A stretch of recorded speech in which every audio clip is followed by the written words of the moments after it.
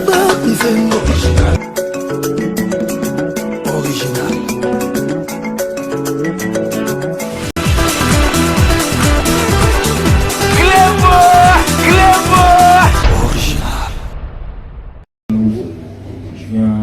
vient vers vous, on vient ce soir vers vous pour tout simplement présenter nos excuses pour ce match. C'est vrai que ça a été difficile, on a fauté.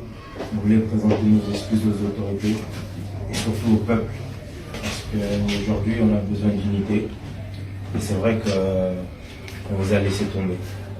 Donc j'espère que c'est une bonne leçon pour nous et qu'il y a encore 2 matchs, on a encore besoin de vous, on a besoin de votre soutien, on a besoin de votre support, donc continuez à nous supporter et on va rectifier le pas très vite.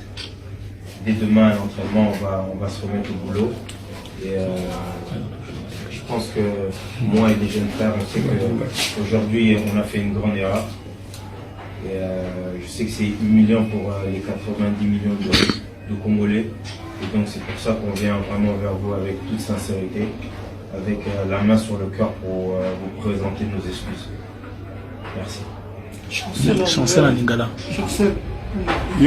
bien.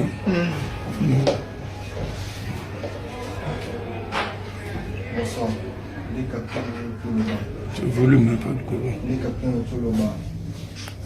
Oui, nous sommes à Bénin, parce que nous avons ban. Nous sommes à Bénin ici. Nous avons un match dans le sol.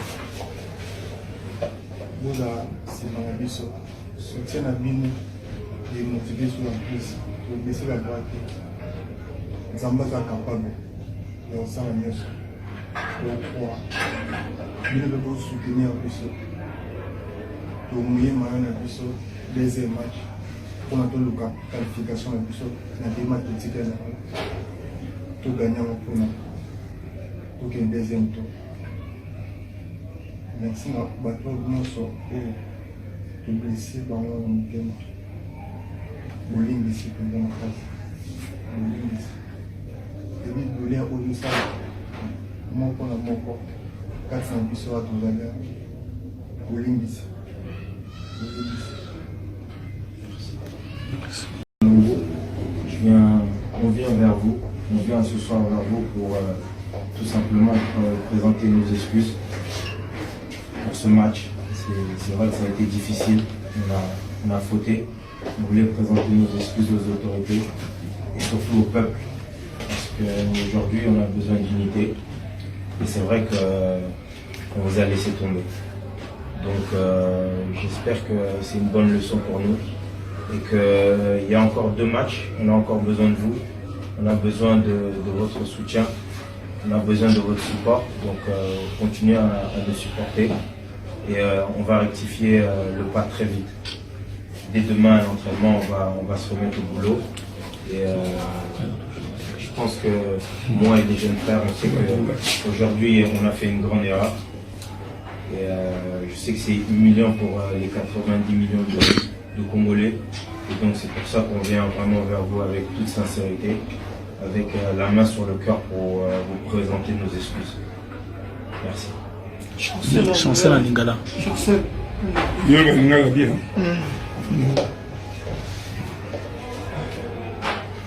Bonsoir.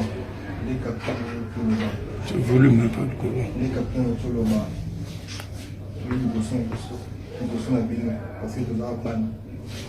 Nous sommes à Bénin ici.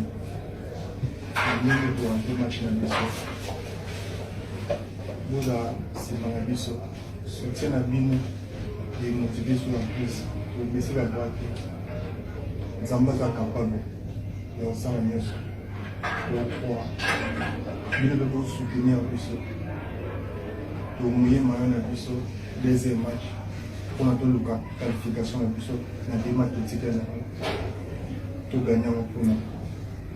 Pour qu'il y ait un deuxième tour. Merci à Bateau Gnonso et de blesser dans le game. Au ligne ici, pendant la phase. Au ligne ici. Et puis, vous voulez au ça. Mon point à mon corps. 400 bis sur la tournée. Au ligne ici. Au ligne ici.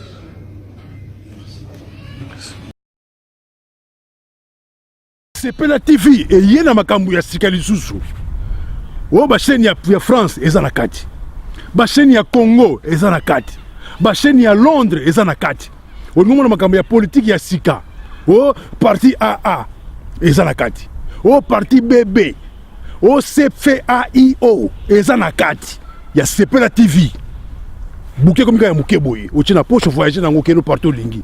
Na bouquet no ya Sepela TV. Sepela TV. Mais ma biso n'engozo mais ma biso wana 4K. Machine ma daka daka. Sepela TV. Bienvenue dans le monde de Sepela TV.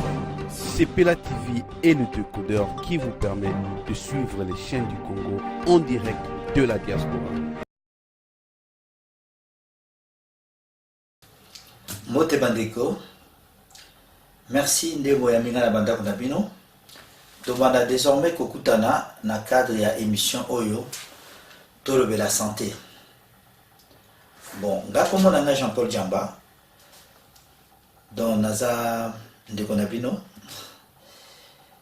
dans Naza na poto depuis Bamboula Ebele, dans Nalongwa Kisasa, na Kolika na Kisasa, na Bandal, biso bana Bandal. Banda na longwa na ya poto musala musuna salakate na zakaka na bopito. Donc l'hypertension, le cœur est une pompe musculaire qui propulse le sang sous le réseau d'artères. Engol banini motema na biso ezali pompe et la muscle et akani tilikofi motema muteno so ani tilikofi na ye. Sikoyo motema wana musala na ngoya nini ko poussa ko tindika makila ya propre na bamisisa minene la diabète eza sécrété na moko ya eteni ya nzoto o babengi pancréas ou pancréas yango ezo sécrété entre autres ba hormone mibale o babengi insuline. Musala ya insuline eza nini eza soki olie yango ezo réguler ezo tia donc soko lié et sécréter et produire insuline pour équiter ça. Auto ya sukali AVC. AVC est un accident vasculaire cérébral. Bon, on va expliquer bien la mukuse. A, ezali accident au ekoya à tout moment. Eza brutal. Siko V etali makambo a vaisseau, ba vaisseau ezali ba artère, ba veine, o ezana cerveau. Et puis C cérébral etali makambo etali cerveau, etali mutu. Voilà pour la AVC. Mais si vous classifiez en mode 2, les amis balés, les AVC au babengi ischémique, na AVC au babengi, continuez à vous donner un conseil. Quand on dit maman n'a pas de bananaï, n'a quitté là. Papa Dembaki, de Kama Nyamase, la dièse. N'a pas quitté na Pondu. Cause la zoto madame et de qui, l'osso. Nyama mbisi na pondo. Merci. Lokuta mokili bandi na mwasi soto zina Bible de quoi Adam na Eve na kosa moninga izana mwasi basi bakosa mibali te mwasi so akosi mobali te ke mobali wana akosa mwasi na ye vérité ezalaka te yango pe moto comprendre ke mobali akosa ki yango pas kosa ka ye eloko tinda biso mingi to ke ne libanda ezalaka comportement ya mwasi lolenge ni mwasi so bombola ndako ba réponse à mabe ke basi pe bazama mpe mayele moko ya mabe o babenga ba malin mayele ya mabe basi bazala mpe mibali to bandi ko comprendre mayele ya mabe o basi basalaka nango wana neti ebo so alobaka vérité est-ce que bakosa ete soki azokosa nga pe na okosa soki lokuta ekomokota na amour quelque part basi nde bamemaka makambo wana nga na mama Maria te namoni lomo abongo nga motema esima te mpona nyonga basi mosusu mpe balingana bango kaka soko okosi ye andimi na so ebise pe vérité mona bone kondi basi bakosa mibali te mpona nini bango balingaka biso tokosaka bango mpo bango bakosaka biso yango tokosanaka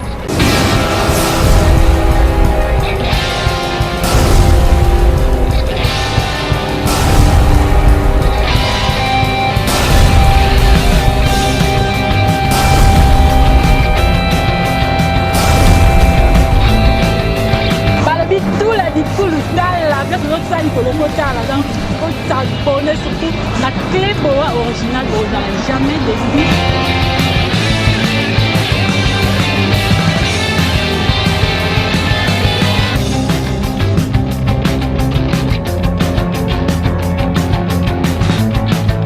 Nathalie, la l'or noire à la bouche étrangère de la presse congolaise. Non, c'est la Mikolo, j'étais pas dit pèse loco de l'eau.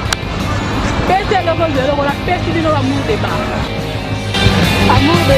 Amour débat. Quand le but pèse loco de l'eau.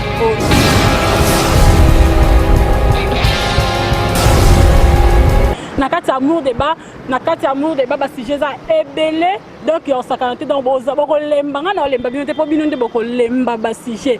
Merci mingi na yemo comme mon patron mon boss César Ngadi depuis Paris donc zalayo amsa les osala makitoko si je na biso elele nakati amour débat eza nini nzambe na ngai